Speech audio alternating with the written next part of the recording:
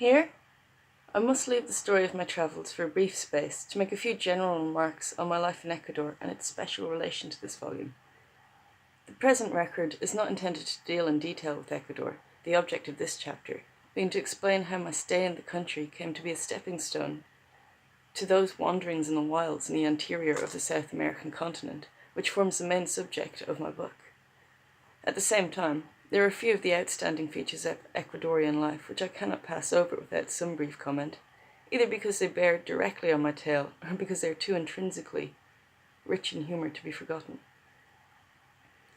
Instead, therefore, of giving a chronological account of the 2 years which I spent in Ecuador, almost exactly corresponding to the years of the calendar 1895 to 1896, I propose treating the greater part of that period as a whole, picking out the salient features of my adventures, both commercial and social, and only returning to a connected narrative when I am dealing with the causes of my leaving the country in the way I did. From the day of my arrival in Riobamba, I was treated by the Count to a series of commercial propositions which took me all over the country, but only one of which ever came to a head. Even that one ended for me in a most unsatisfactory way. Commercially speaking, then, my time in Ecuador was one long series of disappointments, due partly to my gullibility and partly to the spirit of procrastination which permeated the country from end to end. The only bright spot in the whole story is the fact that I personally lost no money, as I had none to lose. Of the $100 with which I had started from New York, a few were left when I reached Bodegas. From that time on, I was the guest of the Cordobez family, until certain events, which I'll speak later, took place. So my finances were not a complicated matter. But if my finances were not very complex, the innumerable machinations of my business acquaintances and the never-ending stream of get-rich-quick propositions with which I was deluged certainly were. I remember how we were going to put up a furniture factory, start a modern sugar plant, clear 50 acres of forest and plant coffee, build a new road over the Cordobez holdings to Bodegas, put on a service of mule teams for transporting produce to and from the interior, light Quito by electricity, irrigate the arid lands of the Riobamba Valley with the snow on Chimborazo, erect a tannery to be run with the bark off the Cordobez trees, bore for oil, distill fine old Scotch whisky, and follow up 100 other projects which our versatile minds conceived.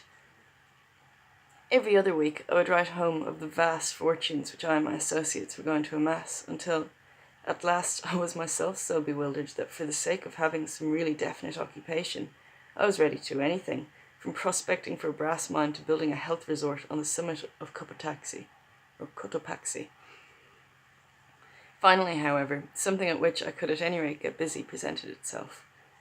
At Salinas, which is 14,000 feet above sea level, one of the highest villages outside Tibet in the world, there was a salt spring which is worked by the Indian villagers.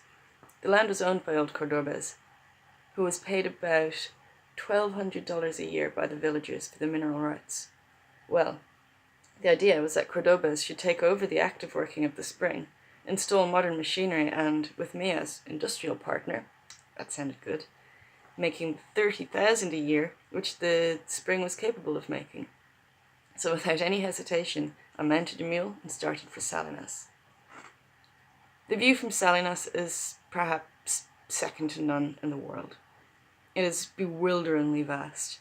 To the east, Chimborazo's mammoth dome of dazzling silver rises from the very outskirts of the town, its summit 5,000 feet above. To the north stretches the Cordillera, grandeur piled on grandeur, till it culminates in the broken cone of Antisana 80 miles away. Away to the south, peak after peak of the same range, piled in one great structure of rock and ice, raises their heads above the sea of clouds, which lies like a pall over the whole world. 100 miles to the west, and nearly 3 miles below, lies the Pacific, faintly visible on a clear day, merging into the grey-blue haze which envelopes the littoral. Sunset is the climax of all the splendours of the day. As the sun dips to the level of the cloud blanket, its slanting beams turn it into one enormous rainbow. In a few minutes, the colours fade away, and up through the gaps in the clouds shoot the last rose-coloured rays which tint the peak of Chimborazo. The world, for a few moments, is upside down. To live, even for a minute, in a land lighted by a sun which shines up from below, through the rifts in the clouds, was an experience never to be forgotten. To reach Salinas from Riobamba, one traverses some 15 miles of desert, a wilderness of boulders and volcanic sand. Then the ascent of Chimborazo commences.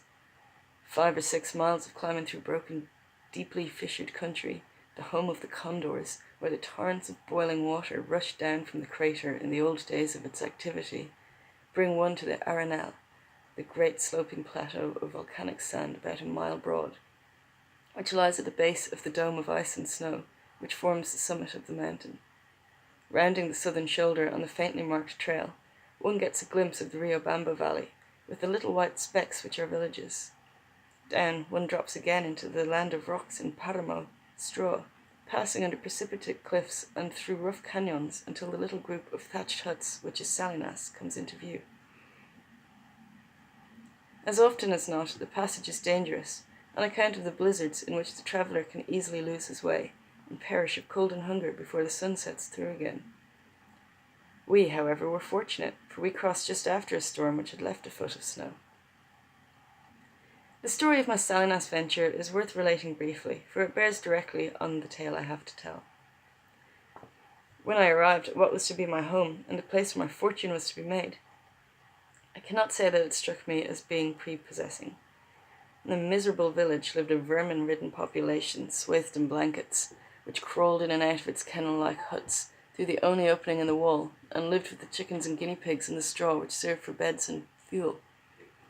Cut off from the Cordobas plantations by 40 miles of coasting through mud astride a mule, I was to amass a fortune with the aid of the yellow water which oozed through the cracks in the rocks. My hut was no better than the rest, except that it boasted a mud partition between the kitchen and the bedroom, the furniture consisting of pots and pans and kettles, a few rocks for a fireplace, and a pile of paramo grass. The sole industry of the village when I arrived was saltwater boiling. Every household owned its copper kettle, which it filled at one or other of the springs, and boiled on a fire in its own house.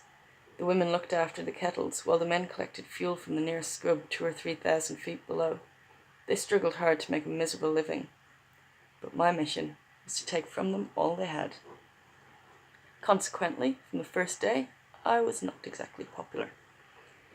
To cut a long story short, after all, Cordobas, who accompanied me to the village when first I went, had advised the head man that he was going to work the salt springs himself and do away with the old system under which the privilege was rented out to the Indians, I announced that I would pay 10 centavos a day for labour, male or female, and 20 per cord, is about 3 mule loads of fuel. Then I set about tackling the problem of putting up a factory in that desolate spot. I imported a native coppersmith from Riobamba, paid in advance, and about 10 mule loads of sheet copper, with all the rest of the paraphernalia necessary for evaporating pans, including iron for a smokestack. Between the feast days and private celebrations, which were observed as religiously up in Salinas as they were anywhere else, the coppersmith occasionally helped me to make the pans and build the stack. After about 6 months, the work was well in hand. Meanwhile, the villagers woke up to the fact that I was there to take away their livelihood. Also, within a week or two of my arrival, I found that the headman's point of view was not mine. For him, mañana meant any time within a month or two, and the promised labour was never forthcoming. One day, I lost patience, and, much to his surprise, I floored him with a left hook. He wrote to Cordobas that, if the gringo did that when he was sober, what was he to expect of him when he was drunk? But I gradually overcame all difficulties, mechanical and social, and one fine day, after nearly a year of journeying to Guayaquil and Riobamba to fetch supplies and tools, organising a fuel chopping outfit and transport service, collecting rocks and clay for the foundations and walls of the factory, and kicking the coppersmith out of his normal state of drunken semi-stupor, the furnace was lighted for the first time. When the smoke poured out of the stack, the whole village turned out to see the miracle. Nothing like it had ever been seen or heard of in the whole country. Everything was in working order at last. The mules were bringing up fuel from below the timberline. The cachitanderas a Hispano-Quechua word meaning salt cake workers, so cachitanderas, were busy moulding and packing the salt for delivery to the mule and donkey trains, which waited all day long to take it away, and the salt was selling like hotcakes at the same price as sugar in New York. One day, there rode into the village on donkeyback an individual who made his way to my hut and walked in. He asked me for a job. Seeing before me an American, the most natural thing for me to do was to ask him who he was, which I did. It was, to say the least of it, a shock to see the man there at all, but his answer certainly deserves recording. "I'm a window dresser from New York. Have you got a drink handy?" he said. We struck what must be one of the strangest commercial agreements on record. He was to be assistant manager of the salt mines at 10 centavos a day, his duty being to see that the cachitanderas did not steal all the salt when my back was turned. My principal object in taking him on, as a matter of fact, was to have someone to talk to. But after hoping in vain for a solid week that he would have a lucid moment, I paid him off, put him on a donkey in charge of a couple of Indians who supported him one on either side, and started him off on the trail to the Cordobas plantations. The last time I saw him, he was handing out his few remaining coppers to the Indians and singing a farewell to Salinas. He was found dead a week later alongside a trail on the Litoral. I'm sure he died quite happy, for he never did anything but sing. Trouble started soon after the factory began to run. A section of the Indians decided to get rid of the man who was standing between them and their money. So I was attacked by a party which lay in wait for me with clubs, beaten into unconsciousness, and left for dead in the road. I awoke in my bunk, whither the mayordomo, as they called the head man, had packed me. For a week I was unable to move, but at the end of that time, Aurelio Cordobas, one of the sons who had heard of the affair, arrived and stayed with me for a few days until I was on my feet. The first payday, of which I have made no mention yet, deserves some comment.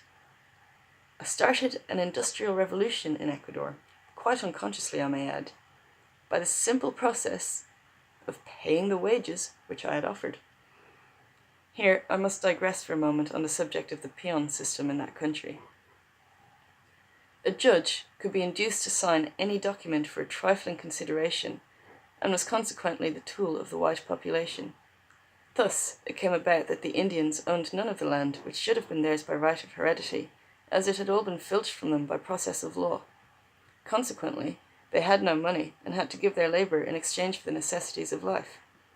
Now the landowners saw to it that the longer they worked, the more hopelessly in debt they became, charging them up in bogus accounts which were usually kept by the plantation overseers, with enough to ensure their never being able to clear themselves. Every overseer kept a small general store for this purpose. Thus, no Indian ever received the pay for which he nominally worked. Moreover, as every one of them was quite illiterate, they never had a chance of finding out whether their accounts were ever credited with a few centavos a day for which they gave their labour from sunrise to sunset. Accordingly, when I proposed to pay cash at the rate of 10 centavos per day, the Indians, who were forced to accept the proposition by threats of expulsion from the village, did not expect in the least ever to see the colour of their money. So when the first payday came round, nobody turned up to draw his wages. I called for the headman, knowing nothing about the inner workings of the Indian mind at the time. He told me, of course they didn't expect to get anything. So I sent him to round them up, which he did with a mule whip. They arrived looking as if they were going to be hanged, not having believed the head man, who in his turn didn't believe me. However, I paid them, to the great surprise of all concerned. This and the smokestack revolutionized life in Salinas. But the matter didn't end in Salinas. Word spread to the Cordobas plantations that I was paying out good money, and that in Salinas a man could make money instead of piling up debt by working. Gradually, the Indians of my village would come voluntarily to work instead of being driven like cattle, and I could get a man to do anything I wanted done. At last, old Cordobas heard of this, and when next I met him, broached the subject. Nothing I could say would suffice to persuade him that it was not sheer folly to pay out some of the gross takings when promises would do just as well. And that was the commencement of my quarrel with the Cordobez family. It will have become clear already that the quarrel had its origin in the complete incompatibility of our points of view, commercially speaking. I was further estranged by what I saw going on. I will relate one of my experiences. When out riding with a landowner on the road to Guaranda, an important town near one of the Cordobez ranches, on the main road from Bodegas to Quito, we met an Indian walking along in the opposite direction. After a short conversation in Quechua, which I did not understand, my friend made the man mount the spare horse, and we took him back to Guaranda. Arrived there, we went to a judge's house, where my friend sat down and made out a document to the effect that the Indian owed him 200 sucres, which he agreed to work off at the rate of 5 centavos per day, a matter of 11 years. He handed the judge half a sucre in silver, for which consideration the latter was only too glad to sign and seal the deed. It was not till we had taken the man along to one of the ranches, and handed him over to the overseer, that my friend explained to me that he was virtually a slave for life. The gap between Cordobez and myself widened as I discovered that my own interest would never be considered, despite the family's surprise and pleasure at the success of the salt venture. As time went on, I grew to realize that I had given a year's hard work, living on mutton and guinea pigs, for nothing. So at last, one day, when my own money had given out entirely, I put in my pocket all the cash I had collected at the mine, coasted down to the Count's plantation at El Porvenir, and told him I was off, and so ended my acquaintance with Salinas. I have already mentioned that the question of my finances troubled me not one bit up to the time when I broke with the Cordobez family. It is at this point, therefore, that I ought to mention how it was that I had about 350 sucres when I came to leave El Porvenir, named the future because of the large planting of quinine trees which had been made with a view to their bringing in a fortune 50 or 60 years afterwards, when the bark could be utilized. It so happened that, just as I was handing the Count the cash balance from Salinas, we were talking, he being the most serious-minded of all the family, about a small debt of some 25 sucres, when he said to me suddenly, "Well, you'd better keep the money. You'll want it on your journey." I, never dreaming that he wasn't speaking of the money I had in my pocket, kept the 350 which I brought down from the mine. Thus, more by good luck than good management, I was furnished with something for my journey. So I rode off on my mule to Talagna, en route for Riobamba, expecting to pick up one of the horses which were always at my disposal on the Cordobez ranch there. I was disappointed, for I found that the old man had ordered that none should be given me. So I walked the 56 miles to my destination in the company of some Indians with pack mules, who also had to cross the Arenal on their way to a village called San Juan. I covered the distance in 18 hours, to the disgust of old Papa, who assured me that there'd been a misunderstanding at Talagna. Alright, that's the end of chapter 2. See you tomorrow, guys.